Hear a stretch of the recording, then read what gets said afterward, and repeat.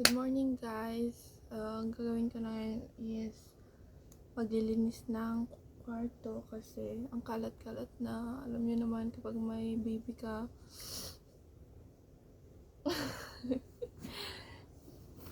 mas inauna mo.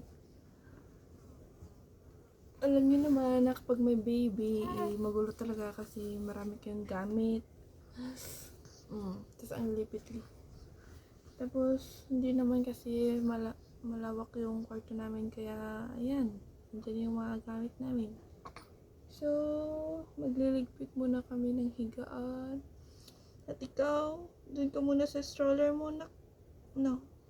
Okay, punta muna kita dun. Love you. Sa stroller ka muna. Diyan ka muna, nak. Diyan ka muna, okay? Okay.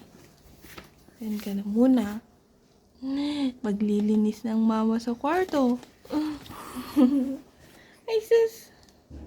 Tapay, one.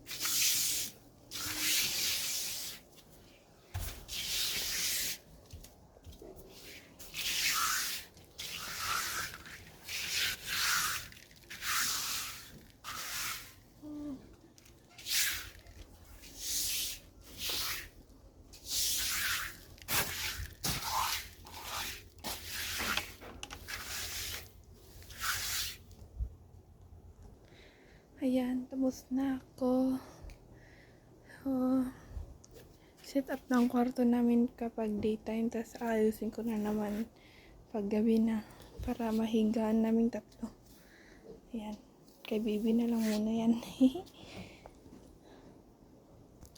Ngayon, maglalaba naman tayo ng gamit ni baby. Ayan, dami. Dami. Naimbak kasi tag-ulan niya. Tsaka meron pa ata rito. Pero yung iba gamit ko din naman. Ayan. Wala na? Okay. Laba muna ako. Bye. Hello, nak. Laba muna si mama, ah. What? Laba ti mama, wan? Uy. Busy so na. Busy ang baby.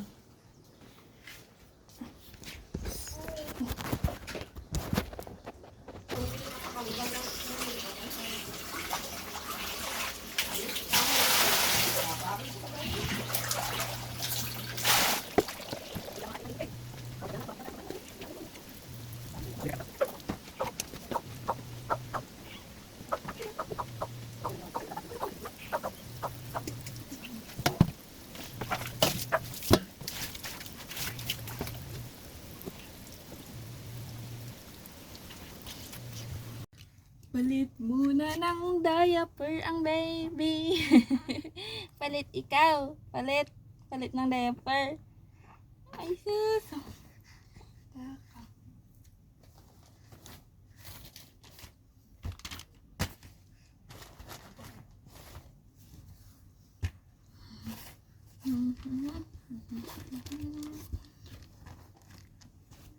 Palit-palit ng diaper ang baby. Achichichichi.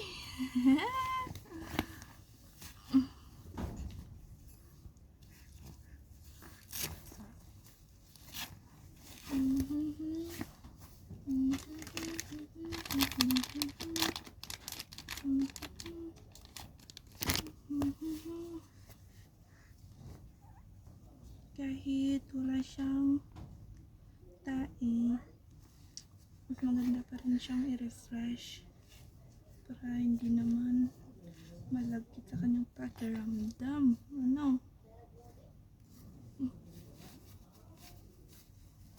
Kunti ng wiwi mo. Ang kunti naman ng wiwi mo. Pero palitan natin para hindi siya magka-rashes.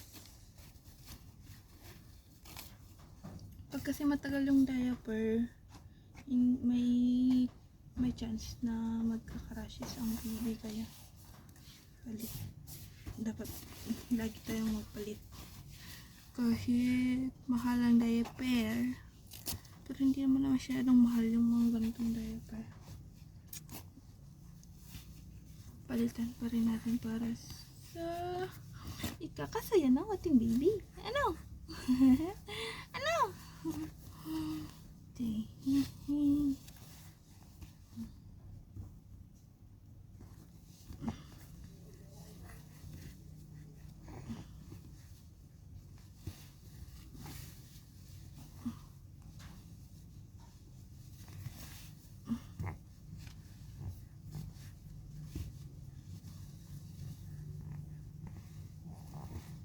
Yan, tapos na. Happy? Happy na? Happy na? Happy na? Fresh na naman ang diaper? Happy? Ay sus! Ay tut!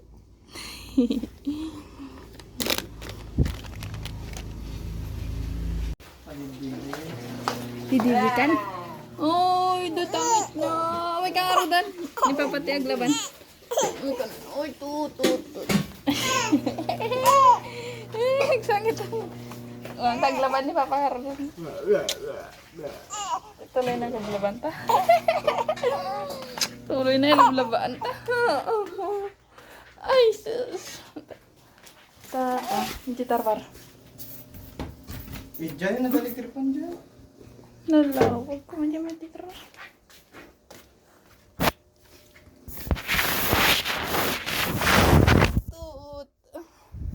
Adide, ikaw.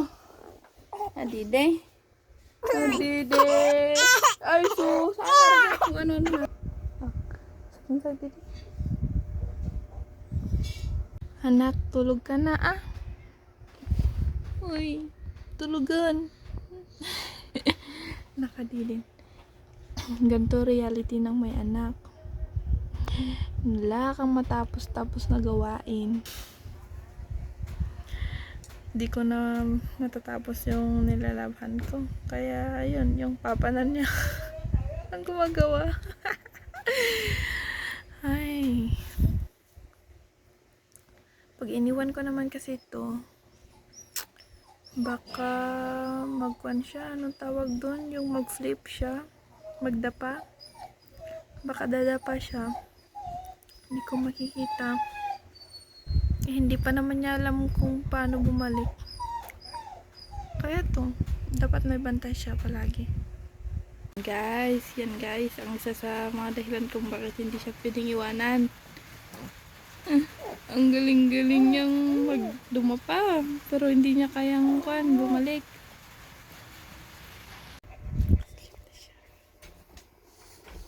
Sleep ang baby. Sleep na baby. Ay sus. Sarap na ng tulog.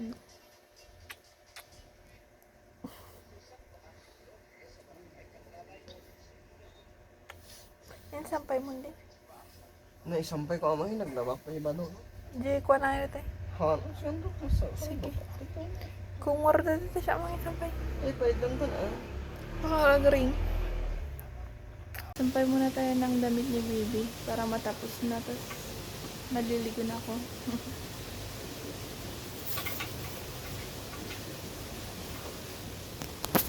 Alam nyo ba guys, pagkatapos kong isinampay ang mga labahin namin na yan, umulan. Kaya sa loob ko na lang isinampay. Napagod ako doon pero wala naman tayong magagawa kung magrereklamo pa tayo. Naulan ng ulan kasi tag-ulan naman talaga ngayon. Kaya dineskartehan ko na lang at isinampay sa loob para matuyo tong mga nilabhan namin. Ika nga nila, walang mangyayari kung puro ka na lang reklamo, kaya samahan natin ng tiyaga at pasensya ang mga trabaho natin.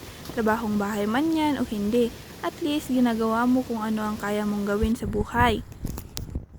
Kasi wala namang mangyayari kung pahilata lang tayo sa ating mga kama, kaya bangon ka na dyan at gawin mo na ang kaya mong gawin. Tulog pa yan ang anak kong cute na si Miana, kaya tinupi ko muna yung mga gamit niya at mga damit. Para mamaya, pag gising na siya, pwede ko na siyang kargahin at alam niyo yun, wala na akong iisipin gawin. Yun lang ang kwentong bahay namin sa ngayon, pero wag kayong mag-alala kasi pag laki-laki ang baby Miana natin, papasyal-pasyal din tayo at makakalabas ng bahay. Yun lang. Bye!